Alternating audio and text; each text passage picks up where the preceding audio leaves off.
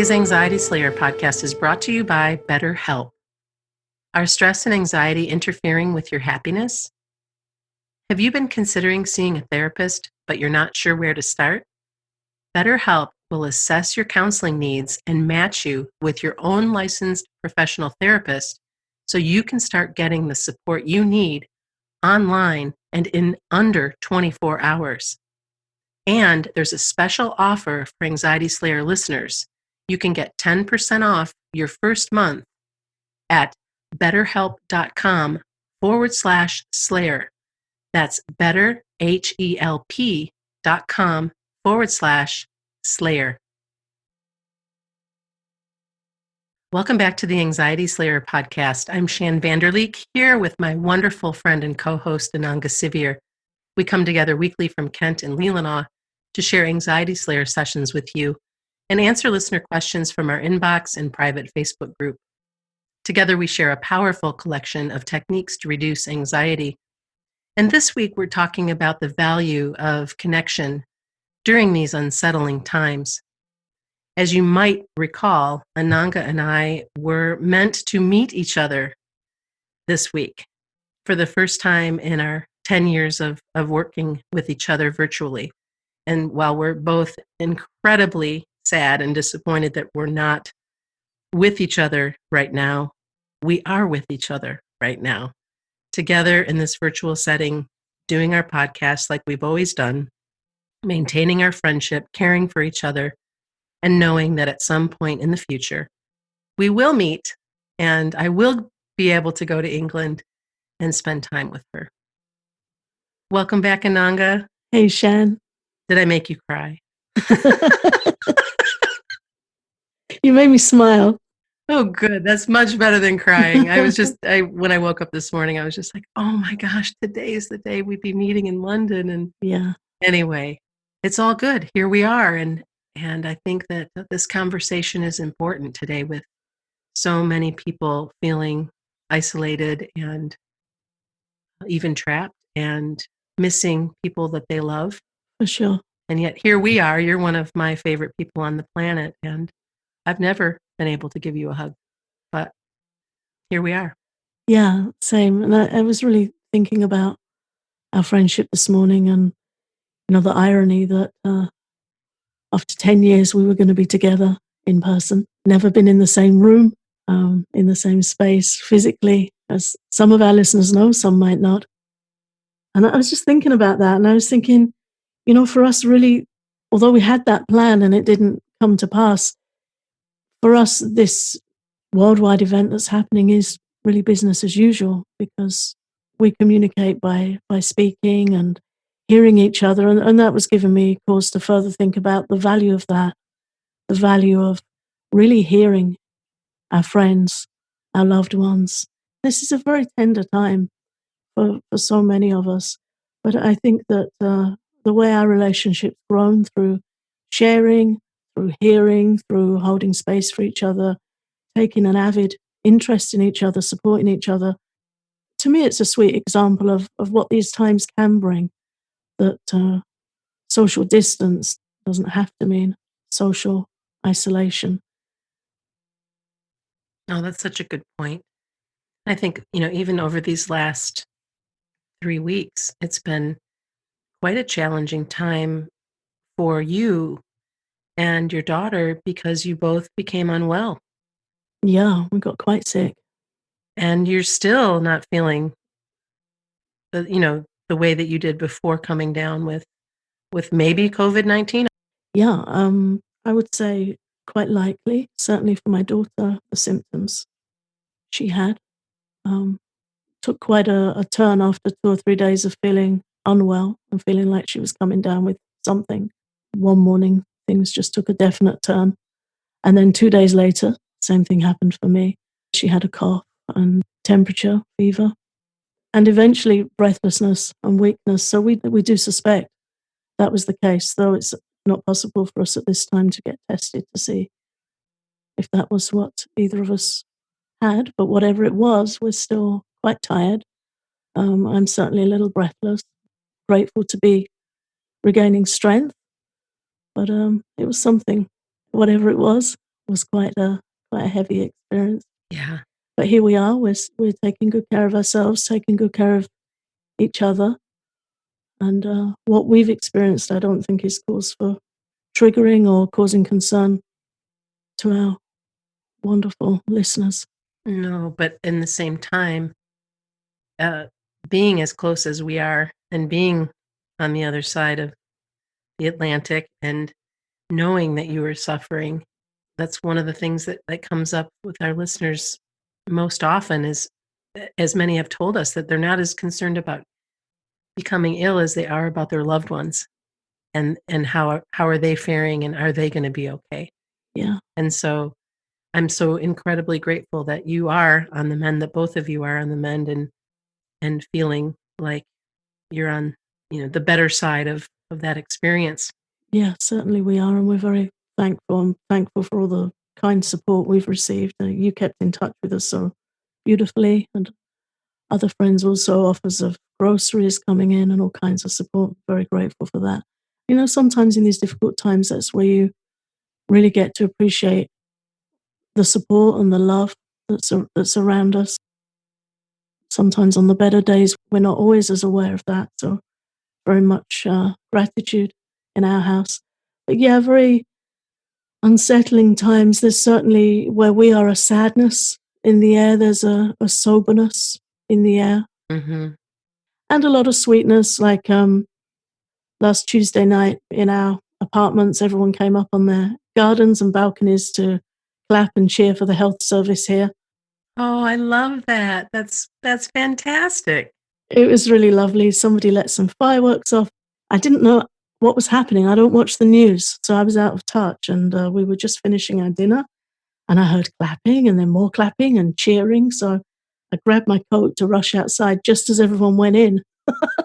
So, typical me. What's happening? What's happening? It's over. And I looked to catch my neighbour's eye, but she was already indoors. And I was like, oh, so my daughter looked up online and she said, oh, it's a cheer for the NHS, cheer for the care workers, the health workers. And I was like, oh, that's so sweet. And it was quite moving, even though I didn't know what was happening. It sounded joyful and united. Still get to benefit from the energy of all of your neighbors and their gratitude. Yeah, and it's happening again this Thursday night. So I've set an alarm. I'm on it. Oh, good for you. This time I'll be out there joining in. Yeah. So sweet things like that are happening. Neighbours that I don't know so well have seen us going out for a walk and seen that we're not in full strength, and from a very respectful, safe distance have, asked how we're doing. Did we need anything dropping on our doorstep? So there's a lot of sweetness. Yeah. Also, of course, a lot of anxiety. I have older parents, and I've just learned that they have a neighbour who has been tested positive for COVID-19. So they're taking extra care at the moment with isolation and getting a little bit of help with groceries. I'd like to be nearer to them and able to drop supplies off for them. So definitely for those of us with family members with health challenges or older family members, it's a very concerning time. It really is. My folks are about, I guess, just about 2 hours away, and they are still going out regularly, shopping and doing things. They're not in big groups or having parties or any of that, but they're doing things that I wish they wouldn't. But I don't have control over the choices that that they're making. But they are also getting up there in age, and of course I worry, but it's a matter of praying and asking them to do the best they can to care for themselves because they're going to do whatever they do. I don't have control over what they choose to do. So I'm going to love them and pray for them and hope that they get through this time with their health. And I think for those that are challenged by anxiety, this is where we really might need some extra support. And we might need to take that brave step of just looking at, how am I doing? Am I reacting or am I responding? Am I angry, which is often a cover for fear, underlying fear? Am I frustrated? Oh my gosh, Ananga, I have been all of those things, and I know that I'm not alone. The emotions, the waves of sadness or, of fear, of gratitude, it's perfectly normal for us to be all over the place, Mhm. and then to draw that back in, like you said, and have some practices that can help you even out, and that's something that I've been working on much more in the last few days because I've allowed myself to get kind of sucked into the vortex of fear for a while. I was paying way too much attention to the news for a while, even though I knew better. And now that I haven't, now that I've given myself that break, now that I know what to do, how to best care for myself and my family, that's enough. And when another big piece of information comes through, I will receive that. I just won't let it come at me. I won't let it happen to me by putting myself in front of the computer. And I've even had to back off a little bit on social media as well. I don't need COVID-19 in my face over and over and over again. I have a very dear friend here in the UK who's just posted, if you or somebody close to you has this virus and needs support, of course, I'm here to talk with you and offer you my support. But if it's not in your immediate, vicinity at the moment, then let's just step away from it. Please don't keep sending me stuff because there's so much fake news, so much Yeah. scaremongery. And I had this a few years ago when I had a serious health diagnosis. So much stuff comes in at you. And I asked two friends in the UK to take that on for me. Could they just screen my messages and shield the communications? And they very kindly let all the stuff that they knew would overwhelm me, they held that and responded for me very kindly. And the good wishes filtered through. Sure. And a friend of mine was saying this morning, it's overwhelming. I just can't do this at the moment. She's also dealing with a long-term illness prior to this latest event that we're experiencing worldwide. So she's looking out for her overwhelm. And I thought it was a very smart move, a very smart step of self-care. Yeah. And only we can draw those boundaries for us, and only we can hold them firm. And it can really take some recommitting to that. We might have to do it every day. And there are days when we're going to fail. Yeah. There are days when stuff's going to get through. Somebody's going to pop their head over the boundary fence and we're going to let them in and then regret it or resent it. And it really is just a question of redrawing the lines every morning and saying, okay, what is the best I can do for myself today? What do I need today? I've been putting my phone and my iPad that I use for our work together. It's been put on do not disturb mode so much more than usual. And I'll just go and check in at set times because I can't take the barrage Yeah. of information coming in. And I want to be in good shape for our community. Yeah, of course. Really helpful to ask, what's the best I can do for myself today? How can I practice good self-care? How can I look after my nutrition? If I have dependents, how can I make sure they're getting what they need? Fresh air, nutrition, some nourishment for the mind. I know for me, at such times as this, I need to be quiet. There's a part of me that wants to run into creating courses that are going to help others, and I will be doing some of that. But there's another part of me that really needs to look after myself and go into deeper self care, particularly when I'm in recovery. So I have to temper myself and ask myself, what's the best thing I can do for myself today?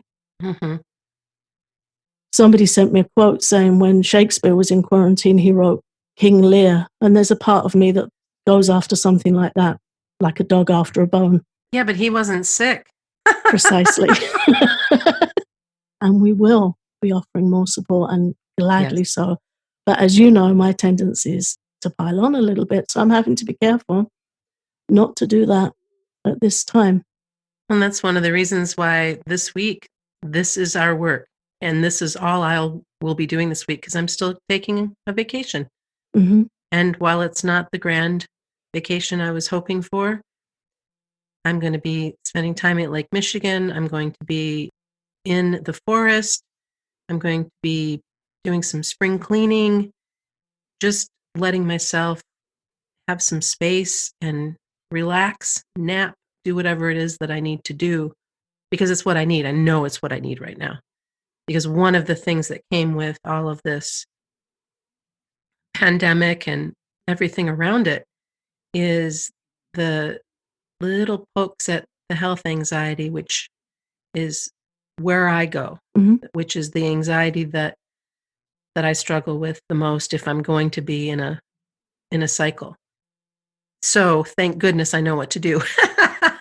And thank goodness you've been available for me, when it's like, "Oh my gosh, this is happening," and then, "Okay, I know what to do, and I know how to care for myself," and sometimes you just need some extra help, and that's why we show up and do what we do, and even anxiety slayers need some extra support sometimes, and we'll talk more about this when we come back from our break. Today's Anxiety Slayer podcast is brought to you by BetterHelp. Are stress and anxiety interfering with your happiness and preventing you from living your best life? I can say that there have been a number of times in my life where I've needed extra support and wish I'd had an online option for counseling. BetterHelp will assess your needs and match you with your own licensed professional therapist. And to be clear, BetterHelp is not a crisis line. It's not self help, but what it is professional counseling done securely online, and their services available for clients worldwide. You'll get timely and thoughtful responses. Plus, you can schedule weekly video or phone sessions so you don't have to leave the comfort of your own home. It's more affordable than traditional in person counseling, and financial aid is available. You can start living a happier life today. And there's a special offer for you just for Anxiety Slayer listeners. You can get 10% off your first month at betterhelp.com/slayer. That's betterhelp.com/slayer. Before the break, I was talking about needing some additional support and being able to identify the triggers that I deal with. And it's one of the things that we want you to be able to do as well. If you know health anxiety is a trigger, or social anxiety is a trigger, or financial anxiety, whatever it might be, knowing that and being able to care for yourself, being able to take a breath and assess how you're doing right now and how you're in this moment, you're doing just fine. Or if you're not, that you can get additional support and that you do have the tools you need to care for yourself. I think it's really helpful to look at this with compassionate understanding. And when we're talking about living with anxiety, as we've discussed in the past, some wonderful teachings from Ayurveda, India's ancient science of living a long and healthy life. Ayurveda teaches that different body and mind types respond in different ways to different events. And the Vata type is the type that's more prone to anxiety. That's their challenge, is they tend to worry, they tend to experience fear, they tend to have what if thoughts about the future. And one of the real challenges when Vata becomes disturbed in the mind is that we can catastrophize so easily about our own body. So any little symptom or sensation in the body, the Vata mind will zoom right in on that. And you can imagine 100 times a day that you've got whatever particular fear is the flavor of the month, whatever particular illness you might feel triggered by. Mhm. Currently, with this coronavirus being all over the place in the press, and you're reading the symptoms and you're hearing the symptoms, and then there's new symptoms and different things coming up, and we can practically manifest those symptoms just by keep hearing it and being concerned about it. But knowing that Vata has the tendency to do that, the first teaching is this isn't a flaw in you. Right. This is the tendency of the Vata type when it's disturbed. And the great things that come with Vata are what we really need to focus on to get through this feeling okay. Vata is witty, very funny, it's adaptable, it's creative. So I was sharing with you, Shan, before recording the show today, we were talking together, and I was sharing that a friend of mine had set up an art group of friends on Facebook at the moment, and we're all sharing a sketch a day. She's putting up a subject. Yesterday was your favorite animal. A couple of days ago was an orange tree. Today's toadstools. And we're all just having a go at doodling away, coloring in, and sharing our art with each other and encouraging each other. And for me, those kinds of practices are very mindful and very light, very preoccupying in a good way, very healthy. The challenge with Vata is when Vata's suffering, it runs to distraction. And because the anxious mind is so energetic and can create such a big picture of what we fear the most, the tendency is for us to run to heavy distraction, Mhm. sometimes addiction, social scrolling, getting caught in the very things on social media that we don't want to see, or heavier movies, just something the mind pulls us towards, something big and loud or intense or state altering, anything to block out the noise of that anxiety. But when we understand that that's the tendency of Vata when it's disturbed, we can start responding more softly.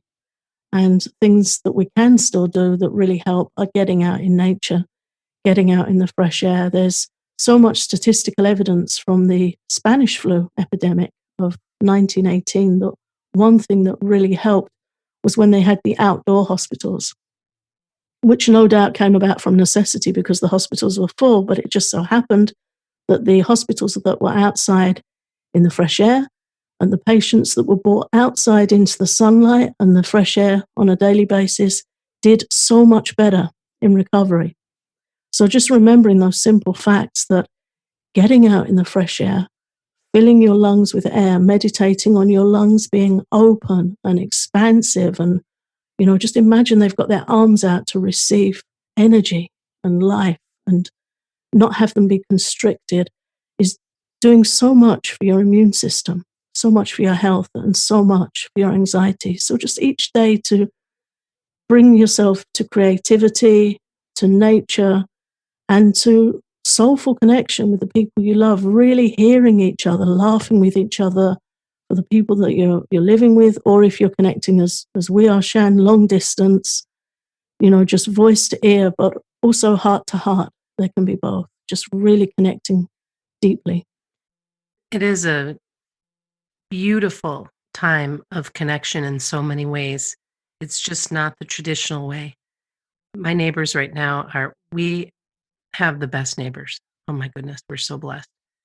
And so we talk to each other over the fence. Seriously, we have a fence in between our yards, and then and we just come out and catch up. And it's every few days.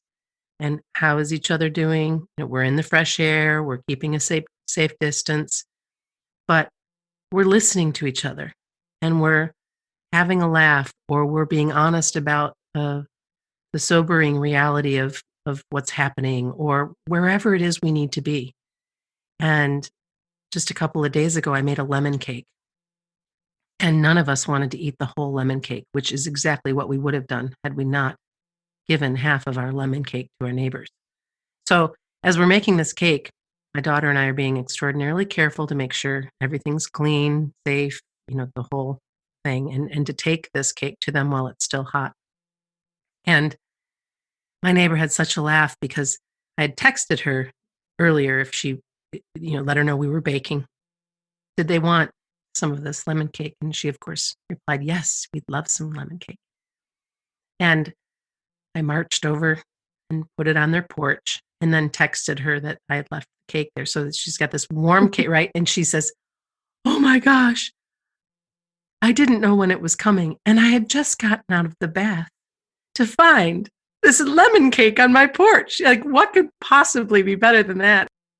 Those just little kindnesses, little sweet things that you can do. And her giving back, she's a professional sewer. She has been making masks and teaching others how to make masks Mm. and how to get involved to help our local hospitals and doctors and nurses. And anyway, that connection, that sweetness, the lemon cake, making the masks, your neighbors checking in on you to see how you're doing, us checking in on our parents, reaching out to friends maybe that we haven't talked to in a really long time to let them know we still think of them and love them and care for them, even though they're not in our lives every day. All of these things matter. Laughter matters. Oh my goodness. Please allow yourself to bring in some humor as much as you can. It has made such a big difference for me. And I know it will for you too. Laughter's medicine for sure. And when we're laughing, we're sending the right kind of chemicals around our blood. into our bloodstream to take good care of us. You can't laugh and be in flight or fight or freeze mode. Right.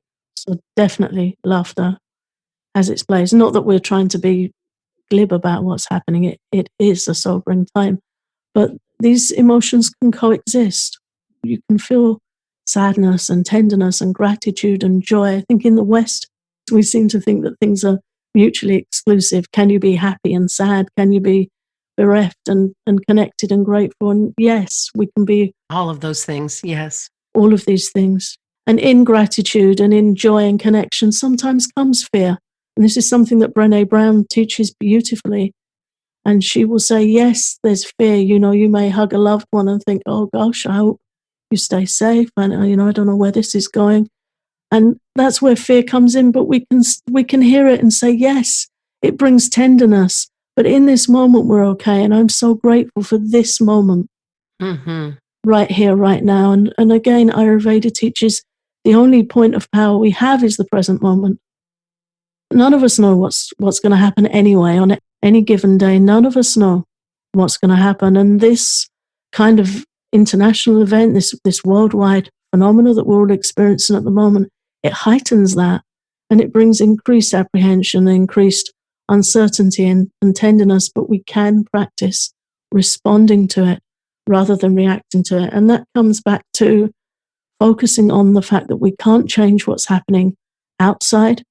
We can't change, as you said, Shan, how others are responding to it and what they're doing, but we do have control over how we step into each day. Mm-hmm. We have control over what choices we're making. And if we can keep coming back to that, in this moment, I'm okay and I'm grateful. In this moment, what can I do to take care of myself? What can I do to help a neighbor? And we're always better when we can find some place of service. Service and self-care is what helps us keep grounded and in good humor. Oh, Nanga, I'm so glad that we came together for this conversation today. I have missed you. I have missed our conversations. I'm so grateful that you're feeling better and that we can continue sharing our stories, conversations, answering listener questions, doing whatever we can. And if you're new to the podcast, please make sure that you scroll through the directory for the last few that we've shared, because we have covered a lot of the subject matter through supporting you with guided meditation, through how you can best take care of yourself. Great conversation recently with Sherry-Anna Boyle. We have lots and lots of episodes to support you during this unsettling time. And if you have any questions, anything we can help you with, please feel very welcome to communicate with us via our Facebook group, private Facebook group. Nobody else can see, other than the members, what's going on in the group. So just look us up on Facebook, search for Anxiety Slayer. And there's a lot of support in that group, a lot of very kind souls there helping each other out. Most people know what everyone else is going through. So there's that beautiful peer support, but we're checking in there daily as well. So if you have any questions or concerns, anything we can help you with, anything you'd like us to cover, then please get in touch with us there and we'll do the best we can to respond. All right. Well, I think that's it for this week. Thanks again, and I look forward to coming together with you soon after my vacation. I'm out.